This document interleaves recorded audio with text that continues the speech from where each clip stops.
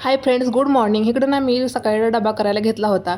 इकडं पण पटपट ना शापूची भाजी नेसून ना इकडं ना चिरून घेतली आणि शापूची भाजी करायला ठेवली. इकडं ना पटपट त्यानंतर ना मी चपात्या लाटायला घेतल्या होत्या.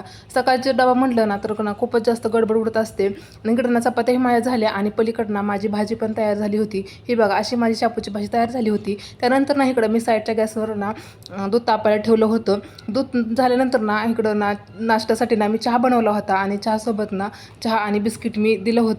त्यानंतर मी आधीच्या पप्पांचा डबा भरायला घेतला होता. इकडे पटपट ना मी असा डबा चपाती आणि भाजी भरून ना इकडे ना त्यांचा डबा पॅक करून घेतला. स्वयंपाक झाला ना त्यानंतर ना आपली कामं करायसाठी ना आपण ना दिवसभर ना नंतर आपण फ्री होऊन जातो. त्यानंतर ना इकडे हा उठला होता. रात्री ना आधीच्या पप्पांनी ना पेस्ट्री आणली होती.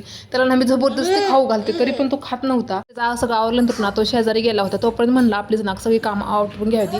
माझी इथं ना सगळी कामं झाली आणि तो असला ना मला ना काहीच करता येत नाही. त्यानंतर ना इकडे झाडू मारला, पण तोपर्यंत ना तो आला आणि त्याला खूपच झोप लागली होती म्हणून तो चिडचिड करायला लागला. त्याला झोपे घातलं. त्यानंतर ना मी इकडे पेस्ट्री खायला घेतली, कारण सकाळी माझा नाश्ता पण झाला नव्हता.